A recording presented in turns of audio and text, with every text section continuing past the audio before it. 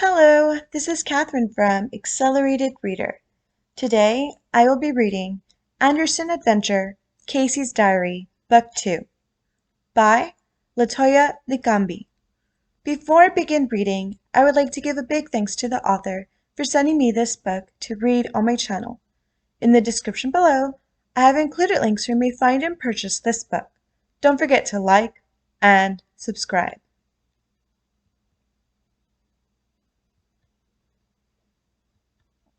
Many thanks.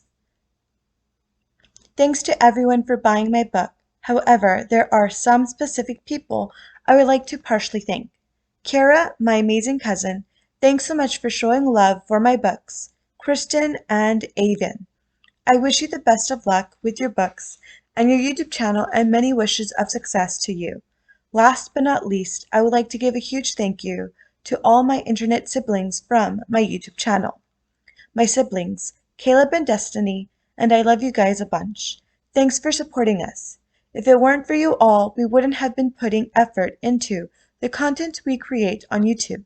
Now, let's get on to the best part, the actual diary. LOL.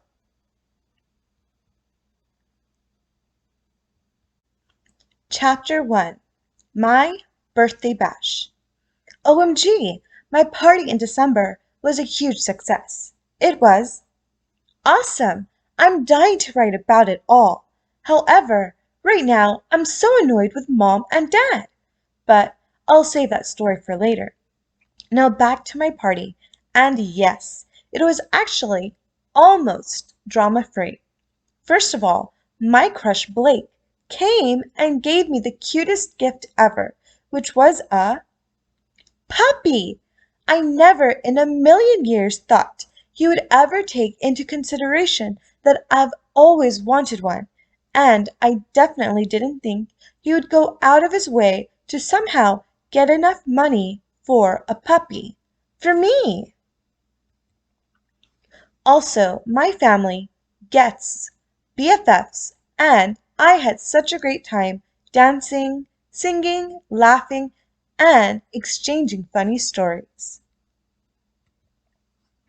I was also super glad and grateful that all the guests made it safely and brought me so many presents. OMG, the pile of gifts I received was unbelievably tall and might have been tall enough to reach the sun. Okay, maybe I overreacted there. LOL.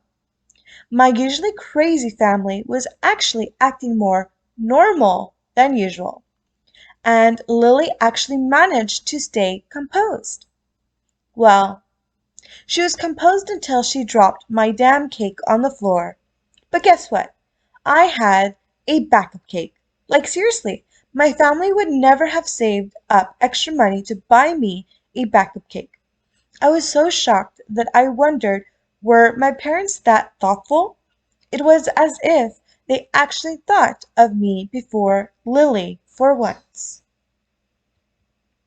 Anyway, for one of my last presents, I got a new phone that was actually good. OMG, my heart jumped out of my chest to the moon and back when I opened this gift.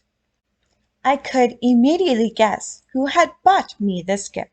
It was from Nana Gracie because she has always had good taste and an expensive lifestyle and has such a rich mentality.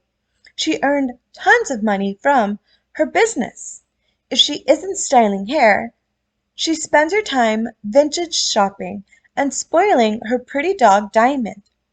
Diamond is her Pomeranian dog. I don't think Diamond particularly likes me, though.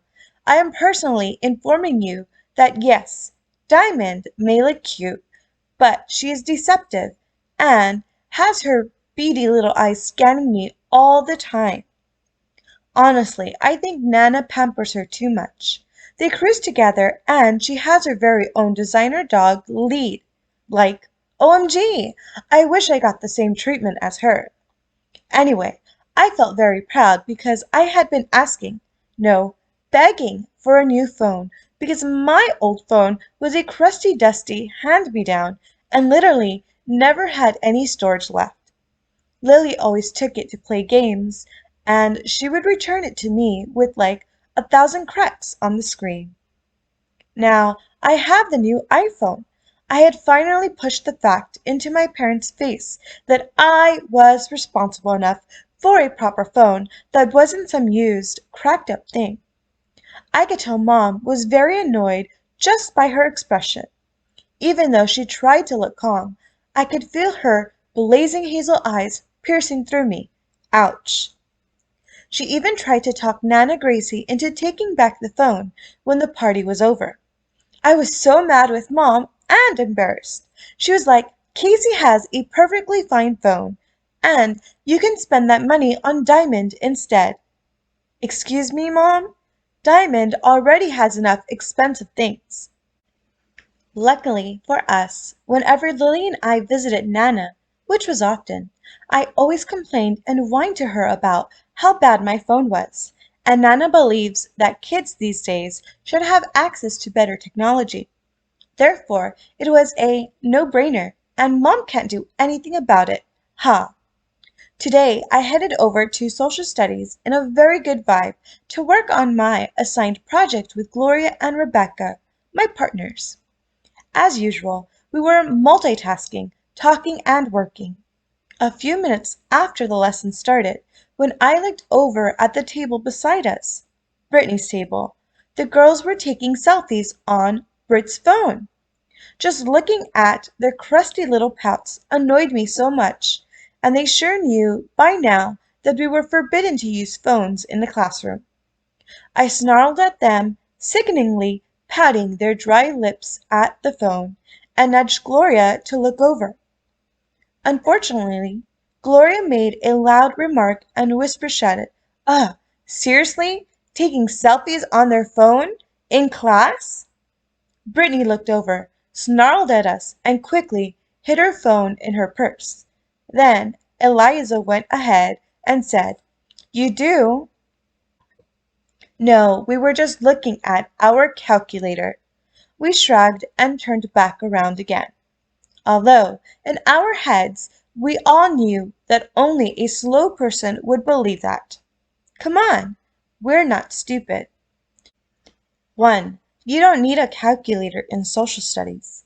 2. Who pouts at a calculator? And if it were a calculator, why would you need to hide it? I really don't know what stupid game they're trying to play, but it wasn't working at all.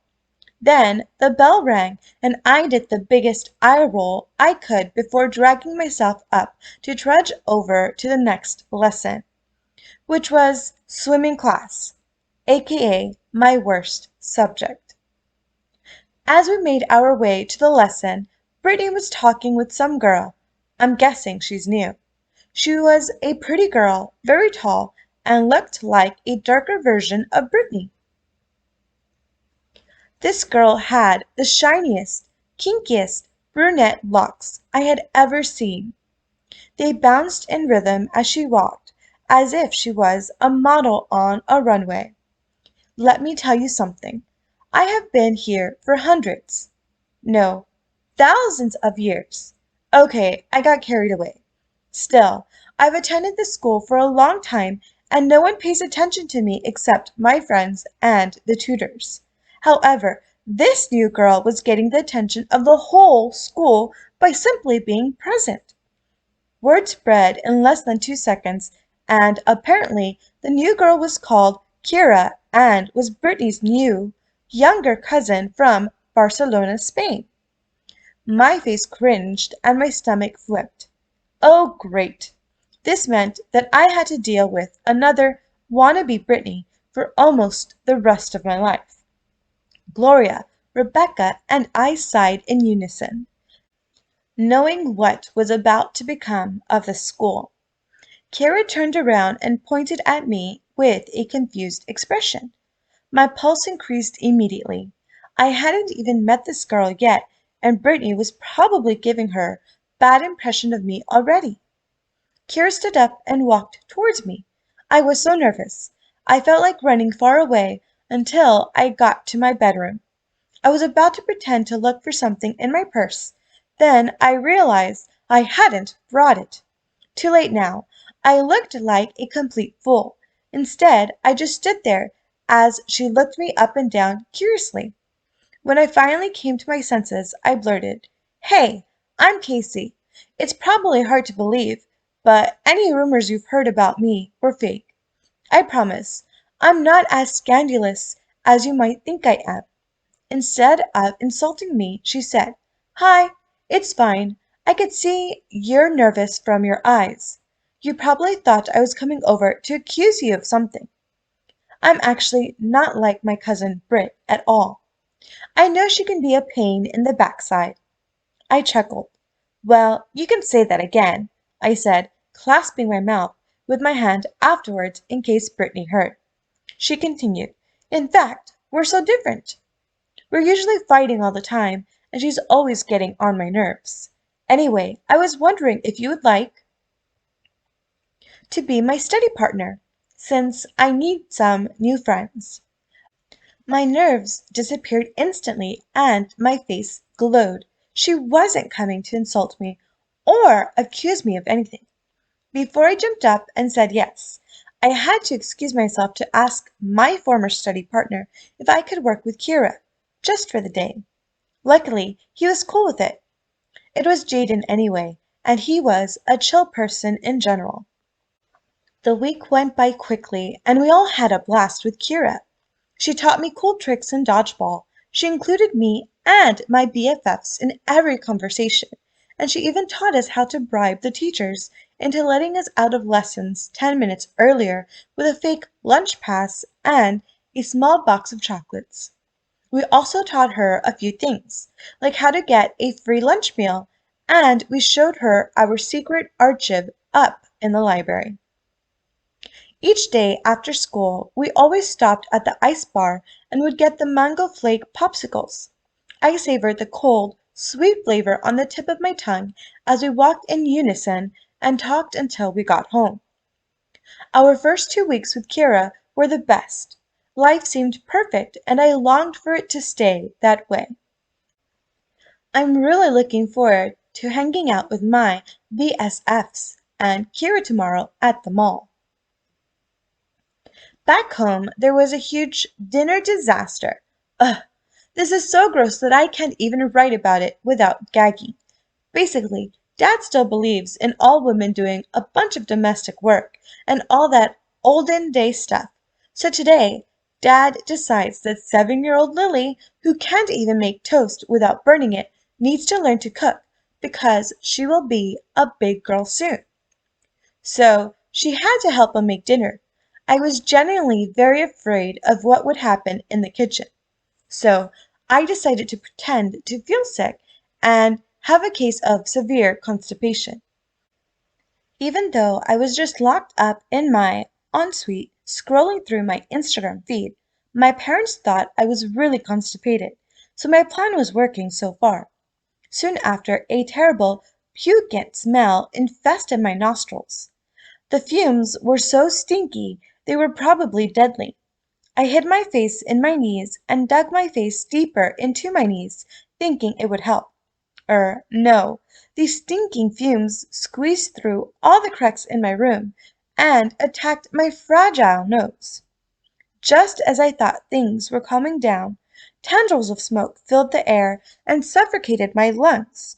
I was coughing, retching, and struggling to get out of my ensuite. When I finally did, my bedroom door was locked. I'm guessing Lily ran away and locked herself in my room to hide. I have told her millions of times to go hide in her own damn room. I tried to scream, but couldn't take it any more. The air was so toxic, and my head began to spin. Next thing I knew, I was falling, falling, and falling. Was I supposed to hit the ground? I kept falling into another stage of darkness. When I finally landed, or woke up, I was accompanied by a bunch of random people in my face and blue and red lights flashing everywhere. They said Lily had mixed milk, soap, cornstarch, and eggs together and tried to bake it with Scotch bonnet, chilies, and burnt it all. It then caused a severe chemical reaction. Its stench had reeked up the whole house. Luckily I was fine, and I'd only passed out from fear and the very mild intoxication of the fumes that I inhaled. When I checked my phone I had 49 missed calls and 234 message notifications. Just great. I had missed my outing with my friends at the mall. Lily didn't even get punished. I was so furious with that little brat and Mom and Dad. On the other hand, though, I guess there's no point punishing her since she never learns. To be honest, if Lily was my child, I would call the local zoo and take her back where she belongs. After that night, I was never ever going to eat out of that stove again. The next day during our free period, the first thing I did was find my friends and I updated them on the previous night's drama and why I didn't make the trip to the mall. They had cool stories to tell about their outing too, but they all admitted that mine was the best and most dramatic. I think so too. LOL. Just thinking about it makes me feel breathless. As we made our way to Kira's house later that afternoon, we spent time studying for a bunch of quizzes and upcoming tests. This week dragged on, full of nothing but studying. There was no escape and no room for procrastination, or we'd have low grades. Just the stress of all the revision and work put me in such a mood I was ticked off by every little thing, and I had an aggravated attitude towards anything or anyone that was in my way. Finally, Saturday came. The girls and I had saved up for more shopping plus a small dinner date to celebrate our hard work and efforts in our exams. Unfortunately, Brittany and her pretty little friends tagged along too. Therefore, we had to meet up at Brittany's house. By the house, I mean a four-story mansion. Kira seemed fairly composed, and said if we allowed them to come along, we could find some common interests and maybe even become frenemies at least. The only interest I think they have are gossiping, shopping, and sucking up to Brit. However, I didn't want to be the Grinch of the day, so I agreed with everyone else. Soon after, we were getting into a car driven by Brittany's chauffeur. Before we even got to step inside the mall, Brittany, Maddie, and Eliza were taking embarrassing selfies already. I hate to say it, but they looked so stupid. They were wobbling everywhere, pouting, whilst the rest of us stood awkwardly behind them, waiting to continue. We all just rolled our eyes and headed upstairs. I stared in awe at the expensive clothes that I will probably never be able to afford, and wished money would suddenly appear so I could buy them all. Kira pointed, laughed, and said, "Welcome to another version of Brittany's summer closet. Come on, let's go." There were clear purses, neon swimsuits, lace summer gowns, retro sunglasses, velvet bucket hats, fishnet swimwear, and much more. This place was bigger than the whole of Barbie's closet put together. No, I don't watch Barbie. My little sister does. I would have loved to buy everything I touched, but I knew my bank account didn't have the facilities to make that happen. Laura obviously started getting peckish, and we decided to get some food. As we ate, Brittany, Maddie, and Eliza kept making petty little comments about Laura under their breath that caught our attention. They were like, "It's like the first time you've had a proper meal," or "You should have a gender reveal for your food baby next week." I was so mad. I was like, "Sis, has your brain taken laxatives because you're talking 100% crap?" But I only said it in my head because I wasn't having a fight with her whack self. Kira gave them "You better stop that now or you'll be in trouble" look, and they stopped straight away. We moved to another table, and just as things couldn't get any worse, the drama unfolded. Chapter 2. Petty Battles. "Ha, jerks! We're not rude. I just say what others don't have the guts to say," she shrieked. one of Britney's most famous and disgusting quotes. Kira had had enough. I could see her brown eyes lighting up with anger and her expression getting tenser by the minute. She pushed out her chair, marched right up to Britney's face, and said, "I'm surprised you haven't choked on all that trash you talk, Brit. You and your friends need to go and have a nice day somewhere else." Finally, someone had put Britney in her place and had shut her up. However, Britney was only getting started too. She resprayed her big blonde locks, adjusted her lip gloss, and flung her own chair out of the way. "You know, Kira, two can play this silly little game. You try to start a war, and I will end it. Don't ever think you can come to the school, use all my advice, use me for popularity, and steal my spotlight." Kira scoffed. "What spotlight? The only kind of light I know that you have is the flashlight on your cheap little phone." Brittany looked highly offended. The look on her face was priceless. I was so sick of Brittany, and by now I had made my mind up that she's 10 times worse than Lily. She just doesn't learn. Then I stood up myself and went up to give Brittany a good piece of my mind. "Actually, Brittany, three can play this game, and girl, you have more issues than the So magazine. So please, go and fix yourself before you try to fix others, because you clearly need some work doing with your problematic self."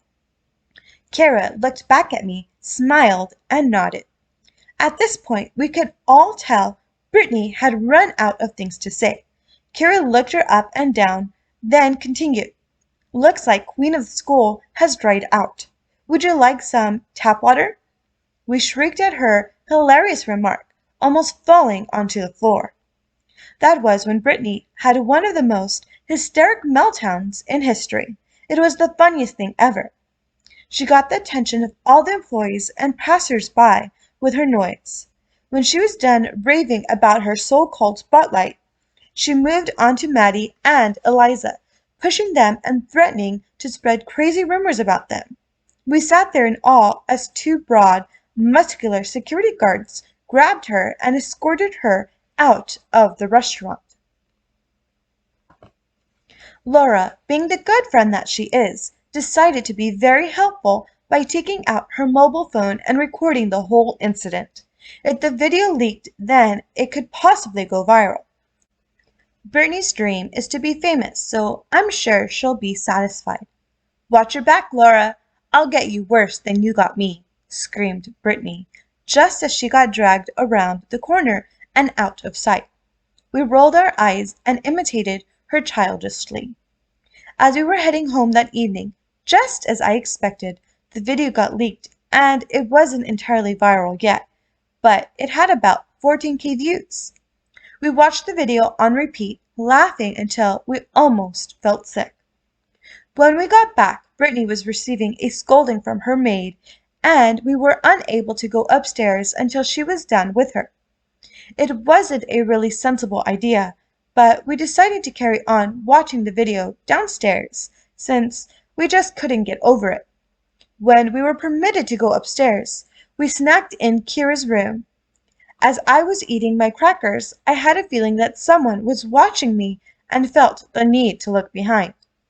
When I did so, Brittany was standing in the doorway, staring straight at me.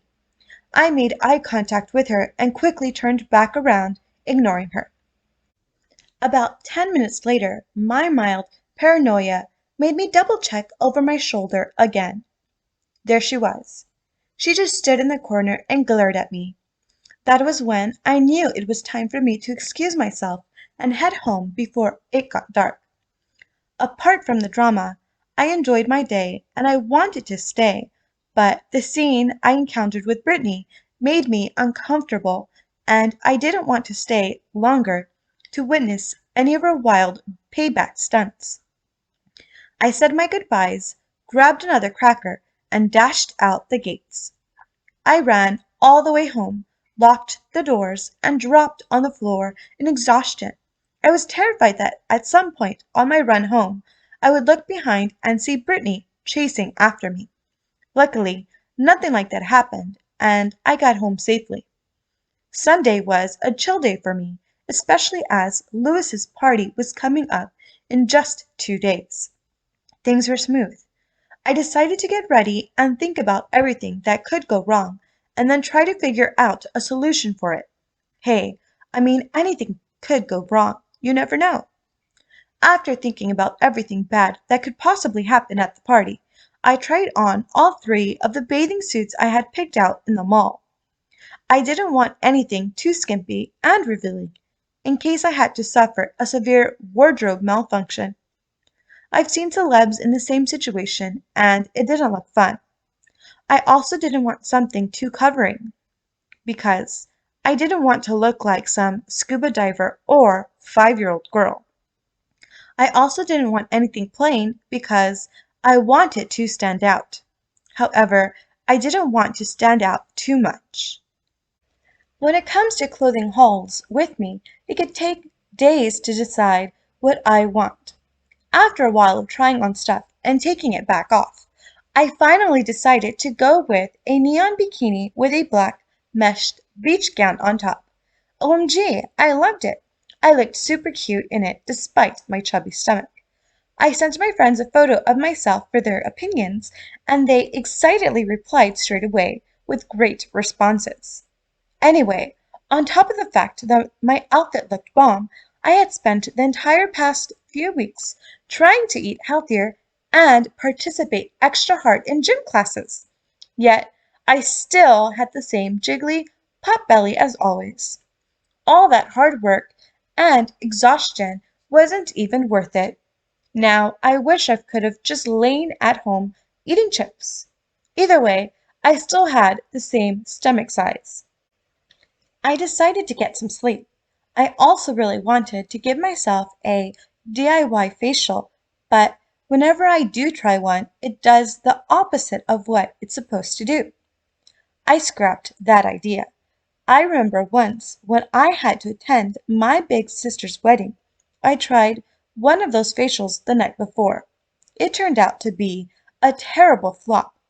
Let's just say that after that event I became known as the green-faced bridesmaid in my family. Seriously, I don't know if these recipes are just a scam or if I'm a clueless frog when it comes to skincare. Well, that ends there, and I'll just leave my face problem with the beauticians at the beauty parlor in the mall next time.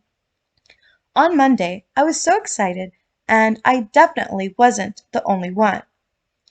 Everywhere I went, everyone was talking about Louis's Valentine's party. I really felt that I had to make a good impression, since loads of the popular kids were also attending, and my crush would be there too. My BSFFs agreed with me and thought the same. However, at free period, Kira and Chloe reminded us that, as much as we wanted to make a good impression, we still had to be ourselves and not change for anyone or anything. If we did put on a fake personality, things would get messy. I totally agreed, but we still practiced being calm, and instead of participating in swimming class, we stayed on the side and practiced looking good coming in and out of the water. We nailed it with the help of Kira. She looked like a real ocean goddess. She'd tell us stories about how it was like back in Barcelona. Sunshine, beaches, the fascinating sea, their food, and much more. Also, our group of friends ended up getting a grade C on our overall skill courses of the sessions from the past few weeks. I knew Mom and Dad were so going to ground me when they found out, but it was totally worth it because I was prepared for Louis's party.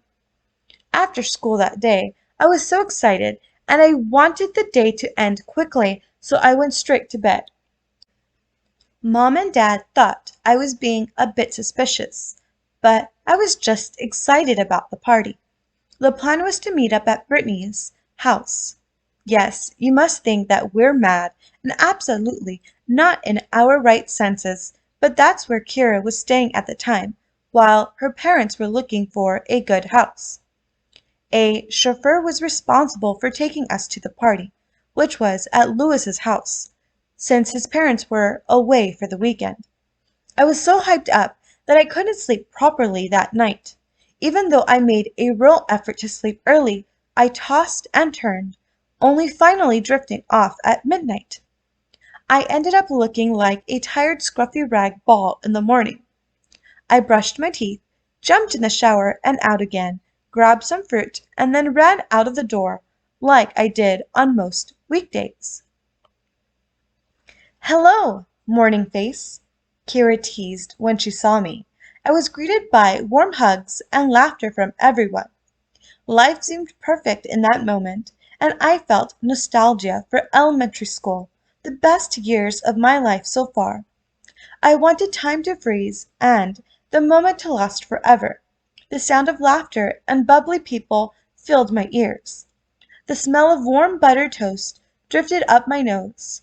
The feeling of safeness and enjoyment eased me, and I just wanted life to stay that way. I was living a real-life dream, and things didn't stop there. As I was embracing the current moment, Blake walked up to me smiling as his hazel eyes glistened with excitement under the bright rays of sunshine. "Hey, Casey," he began. Hi, Blake," I replied awkwardly, in case I said anything wrong. "I was wondering, since Louis's Valentine's party is soon, well, like tomorrow, would you like to come with me to the party?" OMG! Did Blake just ask me out? I was about to die on the spot. I never, ever thought I would encounter a situation like this in my life. It was literally like a scene from those high school movies. I smiled back and was about to scream yes, but then remembered I planned to go with my BFFs, and I did not want to betray them for the second time. I turned around and nervously glanced at my friends, who had been eagerly eavesdropping on our conversation the whole time. They all nodded in agreement, and Alicia whisper shouted, "Say yes, Casey." "It's fine if you don't want to come with me. I totally understand," said Blake. No, no, I mean yes. I would love to come. Thanks for the offer. It would be amazing. No, I mean cool. I blushed profusely and stood there like a naive little girl who was dumbstruck by my crush fever. "That's good. I'll pick you up at 10:30 a.m. tomorrow. See you." Then he was gone with the sun and nowhere to be seen. I turned back to my friends and said, "I'm so sorry, guys. I just had to say—" "You go, girl. Woo!" Laura interrupted. "Oh my gosh, Blake just really asked you out," Chloe cooed. They all laughed and hugged me. At that moment I felt so relieved and blessed. Suddenly we were rudely interrupted, not by Brittany, but by the school bell for registration. Ugh! We sighed and shrugged inside. The day dragged on so slowly. Nothing bad happened for once, but if I could describe my day it would be a huge, fuzzy blur of slowness. I wasn't in the mood to do much or say much, so I sat in the back of all my classes and drew in my sketchbook. Thank goodness I was wearing my hoodie because if not, I would have been caught. I don't know what it is with the teachers in my school, but every time I sit at the back in my hoodie, they seem to avoid me. I wasn't complaining anyway, because I really didn't want a teacher fussing all over me and purposely forcing me to answer questions when I didn't revise for them. I was so relieved when the last bell rang to dismiss us from school. Seriously, we're meant to only spend 6 hours in school, which, first of all, is way too long if you ask me. But today it seemed like I just sat there and did nothing but doodle and sketch for 2 weeks straight. As soon as that bell rang, my BFFs and I ran out of the place like wild animals. That night I borrowed some of Mom's makeup and put my wild, dry locks in curlers. Then I went straight into bed. Luckily this time, despite all the excitement and nerves I was experiencing, I fell asleep easier and faster. Chapter 3. The Valentine's Party. As soon as I woke up, I showered and put all my makeup on. To be honest, I really don't have that much self-esteem, but I had to admit, I looked amazing. After I finished washing and putting on my bikini, I only just realized that I had nothing to wear on top of it, excluding the beach gown. This was a total, utter disaster. I had 30 minutes until Blake came to pick me up, and I had been so excited in the past few days about making a good impression and picking a bikini that I had forgotten to pick out something to wear on top.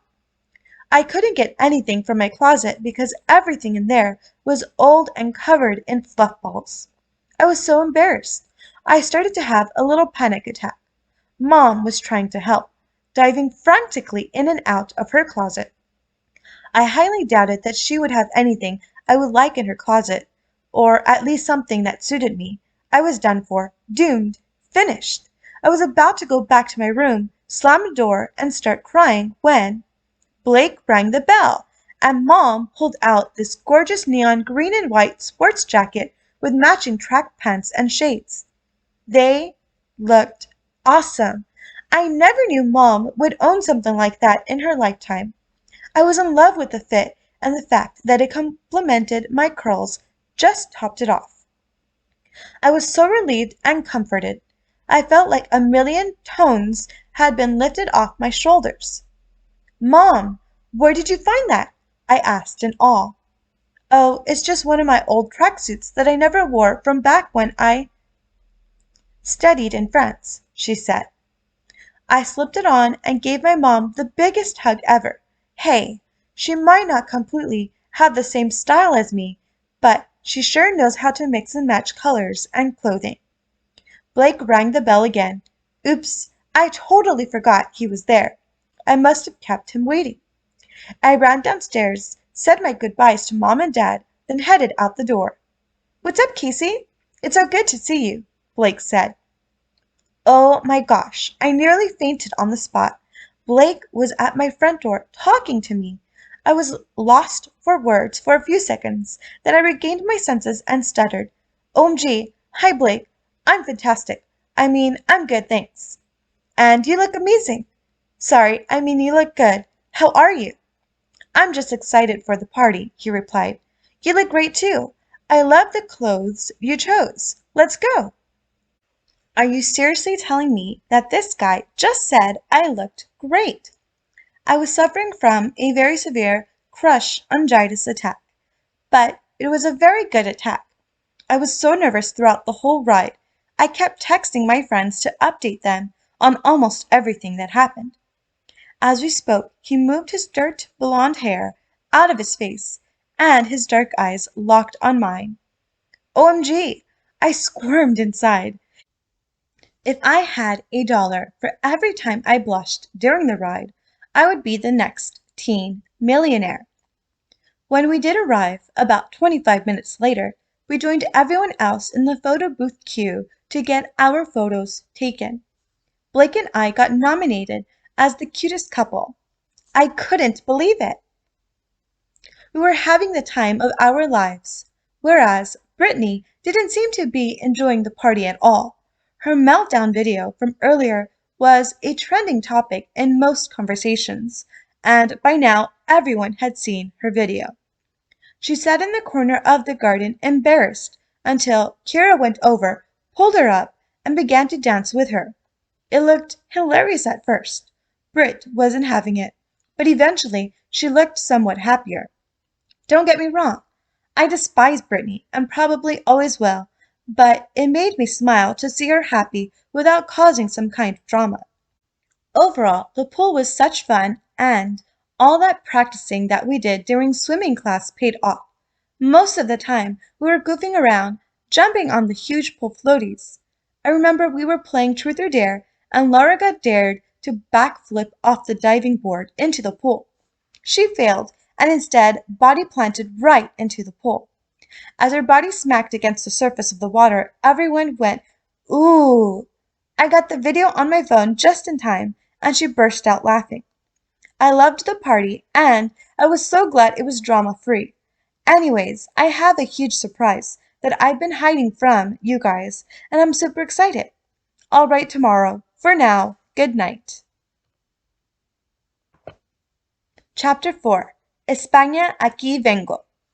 Oh my gosh! I actually don't even know where to start this crazy story. It's so hectic that when I think of it, I have a headache. Well, to make things simple, we're on a family vacation for Lily's 7th birthday. Yes, today. Now, let me just tell you, as soon as we got onto the plane, I could smell a pungent mix of trouble, disaster, and disappointment coming our way. Why? It's Lily. She's ruined every vacation we've ever had. I know that you might think I'm starting off very negative for a fun sounding vacation. However, negative is the correct word to describe how I was feeling as one.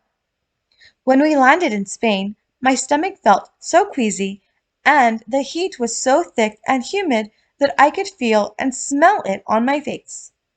2. The airport was filled with bustling people running everywhere. 3. Mom and Dad were arguing as usual. 4. Since this was, for Lily's birthday, my big sister, Tilly, her 3 kids, and her fiance came along too, as if there wasn't already enough of us to handle in a foreign country. 5. None of this was helping my frail and weak condition. Hey, come on, I could have passed out any second. Okay, maybe I'm overreacting, but hey, it could have happened, you never know. Mom and Tilly had packed so much luggage, full of unnecessary things we could do without. That meant more bags to carry. Nobody took into consideration that I felt terribly sick, and at one point I almost got lost in the crowd.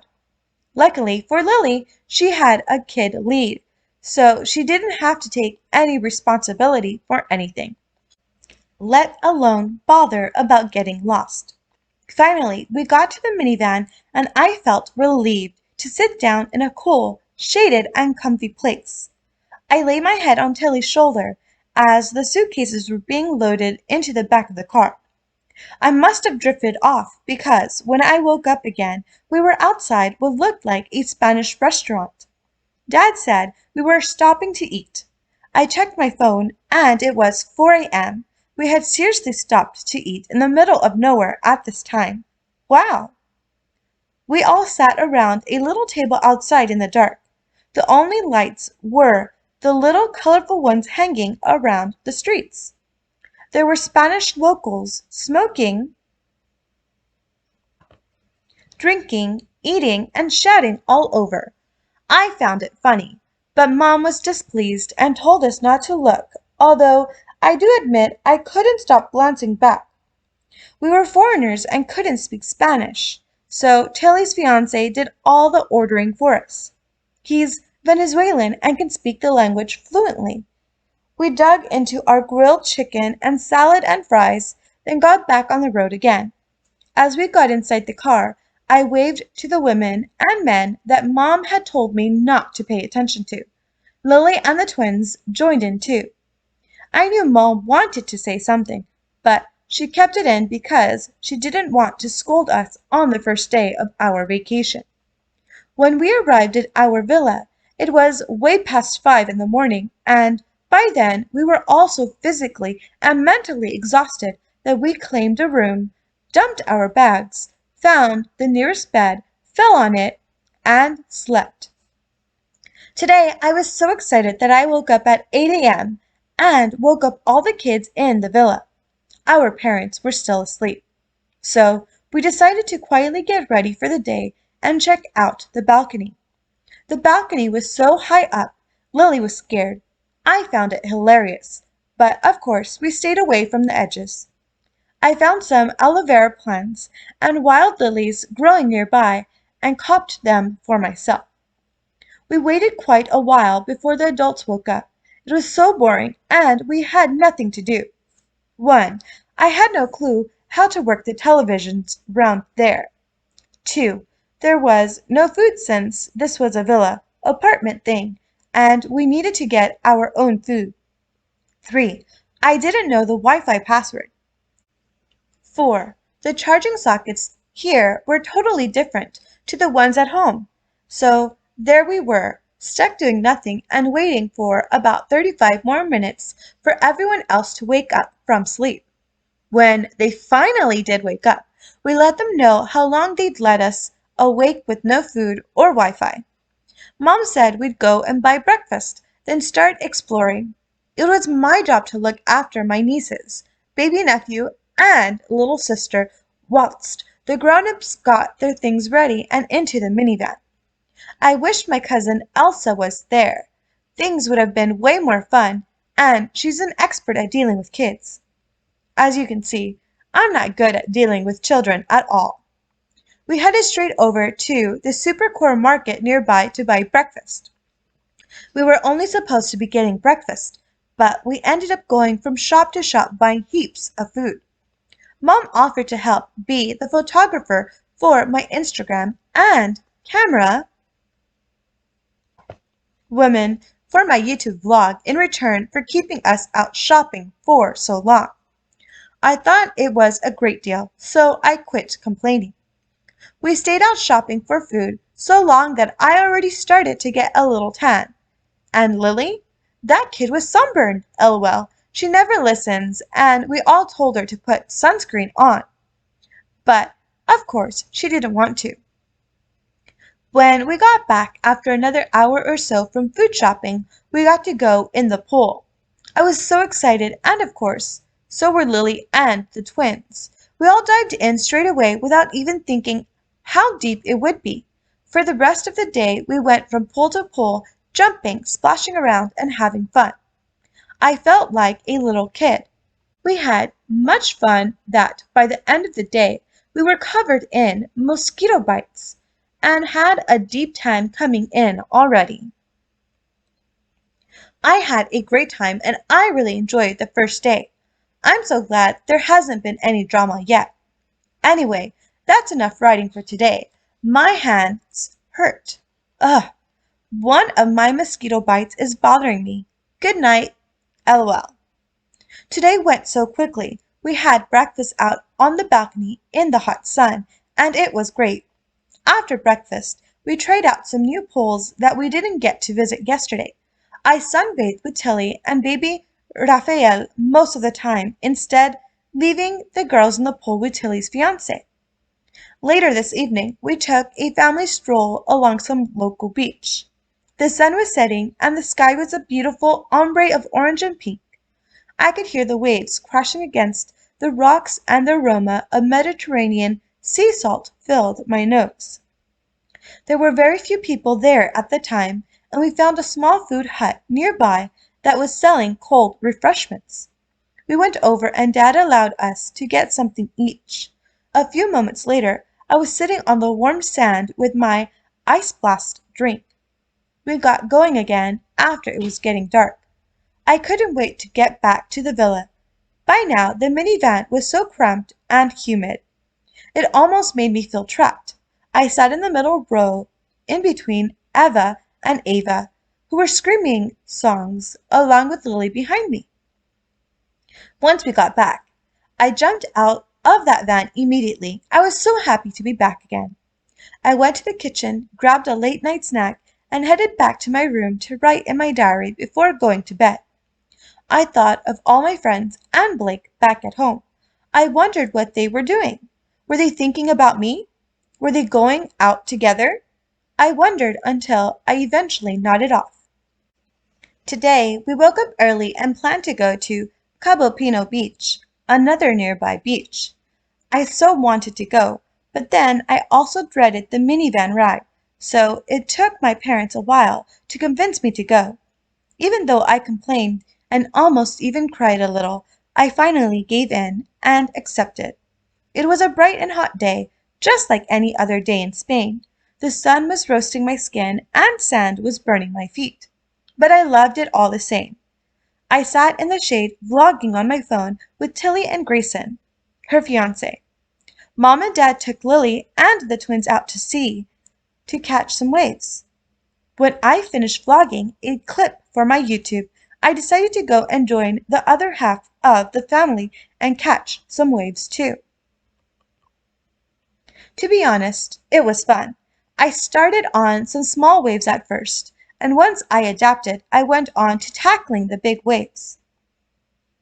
We jumped over them and dived under them. Ava, and Lily got tired of the waves and ran off somewhere, with Mom and Dad chasing after them. Minutes after, Ava came back, beckoning me to follow her. I followed her across the boiling sand until we reached the others, standing around a pile of sand. Casey! Casey, look! Ava squealed, pointing to the sand. Lily chipped in, saying, "We made a sand castle for any mermaids that get lost on shore and need a home." I tilted my head sideways, examining the so-called mermaid castle, and accidentally let out a laugh. I covered my mouth quickly in case they got upset, but it was too late. All three of them glared at me, as if I'd just knocked down their pile of sand or something. Luckily, I was saved by Mom, and before things escalated, she called us over to a shaded spot to eat lunch. Mom set out a picnic blanket with all sorts of exotic fruits, Spanish meats, and the delicious pastries we'd bought from the Supercore market earlier. The way she set it out was so beautiful and symmetrical that I almost didn't want to ruin it, but I was hungry so. I made sure to take as many videos and pictures of the food as I could for my social media feeds, and just for memories in general. Once that was over with, we all tucked in. The food tasted just as good as it looked. So good we all went for seconds. I would have gone a third round, but there wasn't enough left since there were 10 of us in total. We went back to the sea and splashed around some more, cleaned ourselves in the showers, and headed back once again. Even though we were still in our bathing suits, we didn't like the idea of the showers at the beach being open and everyone being able to watch you showering, especially since all of the people there were strangers. I even saw a lizard on the shower pole, which is kind of freaky for a city girl who doesn't like reptiles.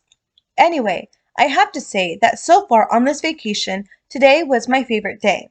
The minivan ride wasn't bad. I loved catching the waves. Mom's picnic was delicious. I got good content for all my social media, and I enjoyed running around in the hot, grainy sand. What surprised me the most about today was that nothing went wrong at all. I expected Lily or one of the twins to do something rebellious, or Mom and Dad to have a silly argument, but no, none of that happened. Of course, I was happy, but it was so strange having an almost perfect day in my family that I almost even wanted something to go wrong to feel normal. After a great dinner, we said our evening prayers and went straight to bed.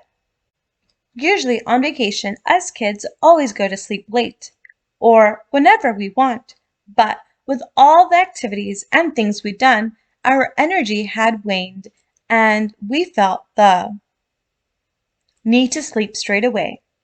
Today was the second to last day, and it was so hectic. Why? Because it was Princess Lily's birthday, and she was going to be 7, and it was such a big deal. So Mom and Dad made it seem like the whole world had to withdraw from their own lives and revolve around Lily for a whole day. I know, I sound jealous, but I mean, who wouldn't be? Lily gets special treatment 24/7. Anyway, and today, she was just getting quadruple the amount of attention she receives usually. She could honestly have got away with murder at this point because it was her birthday. Nevertheless, as I am her sister, I still, somehow, love her and must be grateful that I have a sister to begin with. At least, that's what my parents say. We were all forced to wake up 35 minutes earlier to decorate the place and go and wake Lily up with a happy birthday song with breakfast in bed. Lucky! We began to pack our bags early for tomorrow, our leaving day. Then we scrambled inside the minivan and went down south to one of the biggest shopping malls in Spain. We had to get Lily's cake, bathing suit, party dress, more presents, new shades, and a bunch of other things that weren't even necessary. It was such a tiring 2 hours, and, as always, I was put in charge of supervising Eva, Ava, and Raphael with some help from Grayson. Nothing satisfies me even more than shopping. I love it. The difference this time is Mom and Dad were literally ignoring me. It was as if Tilly, Mom, and Dad were brainwashed. Lily led the way screaming with glee and pointing at things. Whatever she pointed at, it was all hers in 2 seconds. And get this, we were continuing Lily's shopping spree when we walked past a donut place that caught my attention. The aroma of the sweet delicacies made my mouth water, and the bright colors of the toppings made my stomach yearn for them. I asked Mom if she could get me one Oreo flavored donut, and this is exactly what she said to me. Casey, as you can tell, we don't have the money for that right now. Then she continued obsessing over my little sister. Okay, but that just triggered my whole system on a different level. Like, seriously, not enough money? Oh, please. I'm pretty sure if I collect all the receipts and count all the money spent on Lily today, it at least adds up to almost 5,000 euros. That was when I decided to ditch them and walk around some stores by myself. When I asked Mom if I could walk around by myself instead, she said, sure, just call us if you need anything and stay safe. I rolled my eyes so hard that they could have popped out of their sockets and onto the floor. Like, seriously? Call us if you need anything? I just asked for something I needed, and you refused. Like, is it just me? Or are parents these days so confusing? If you agree, I'm most sure of you will. Then write down something that your parents have said, done, that confused you. Anyway, after that, I continued walking around the mall, snacking on sample foods because I was so hungry and my parents couldn't possibly afford to buy me food despite spending almost 5,000 euros on my little sister. Yep, I get it. Completely understandable. I really didn't know what else to think or do at this point, so I went to Grayson to see if he could help me out. Lucky for me, he handed me 17 euros. I know it wasn't as much as 5,000, but it was enough to get me not just one, but a whole box of those donuts I had been looking forward to buying. After what seemed like an eternity, we were out the mall and off for Lily's birthday lunch at a restaurant by the beach we visited yesterday. I was happy to hear that because, as always, I was still hungry. I had chosen to wear a short black dress, and I hadn't thought until now that it wasn't a good idea. The sun was boiling me like a pot of soup. I was happy to get inside the restaurant and out of the sun for a while. We were served a huge portion of paella mariscos, a Spanish dish, with hot buttered bangets for appetizers. It tasted so good that I ate my mom's too, but I quickly stopped myself after I had a sudden flashback to the bacon bound story in my last diary. Long story short, I ate too many bombs and nearly threw up all over the mall. Then I was unwell for a few days and didn't go to school. Anyway, I didn't really eat that much except the prawns, shrimp, and rice. I didn't like the shellfish or the little yellow squiggly fish bits. For dessert, we had a PJ Masks birthday cake stuffed with ice cream and chocolate fillings. Oh, it was so good. I knew what time it was next. It was that 45 minutes of awful cheesy smiling and posing for photos so that Mom could post them on her Facebook feed.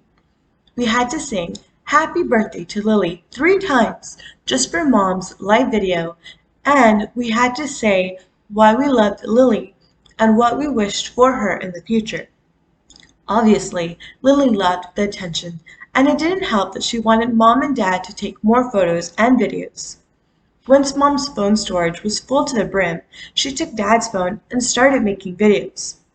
I excused myself and pretended to use the restroom because I knew what would happen next. Dad's storage would fill up, then I would have to hand over my phone. No way was I going to hand over my personal property to Mom just to have it filled with goofy photos of Lily smiling with a bunch of missing teeth. My mouth was so tired of smiling afterwards, I think my cheeks could have stretched a few inches wider. I was so glad to leave. When we went on a speedboat ride afterwards to watch the amber sunset, I could barely even walk because of how full I was. Other than that, the setting was perfect. The waves glistened like crystals. My curly mud hair blew perfectly in the wind.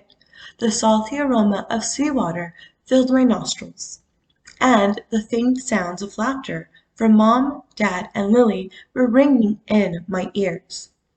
I just wished I could have captured that moment forever. This evening I've spent some time writing in my diary on the balcony. I've studied the sky and the picturesque setting. It's been such a good ending to my vacation. After I put my pen down, I think I might just fall asleep. After all this, I am so exhausted and I have a plane to catch home tomorrow. I love my family, but I'm too tired for any more family drama. I can't wait to tell all my BFFs about my vacation. Good night. The end. Thank you for listening. Don't forget to like and subscribe. In the description below, I've included links where you may find and purchase this book.